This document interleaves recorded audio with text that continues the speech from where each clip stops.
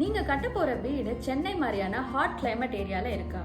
உங்க வீட்டுக்கு பிரைவேட்டான அவுட்டோர் ஸ்பேஸ் வேணும்னு ஃபீல் பண்ணிருக்கீங்களா? அப்படின்னா பால்கனி டிசைன்ல கான்சென்ட்ரேட் பண்ணுங்க.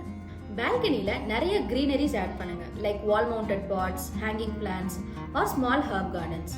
And also use plants like hibiscus, money plant and snake plants. Try going with green walls. So இது மூலமா நம்மளால ஃப்ளோர் ஸ்பேஸை சேவ் பண்ண முடியும். அடுத்து பால்கனியில் சீட்டிங் ப்ரொவைட் பண்ணணும்னு நினச்சிங்கன்னா use space saving furnitures like foldable chairs or wall mounted tables. We can also go with garden swings. இதே ஃப்ளோரில் சீட்டிங் ப்ரொவைட் பண்ணணும்னு நினச்சிங்கன்னா go with cushion or mat. இந்த ஏரியாவை நம்ம மெடிடேஷன் கூட யூஸ் பண்ணிக்கலாம்.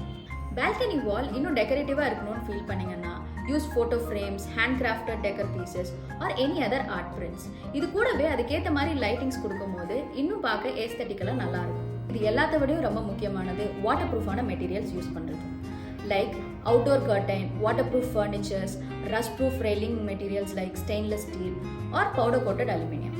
ஸோ இந்த பாயிண்ட்ஸ் எல்லாம் கன்சிடர் பண்ணி டிசைன் பண்ணும்போது நம்ம பால்கனி பார்க்க ஏஸ்தட்டிக்கலாகவும் ஃபங்க்ஷனலாகவும் நல்லா இருக்கும்.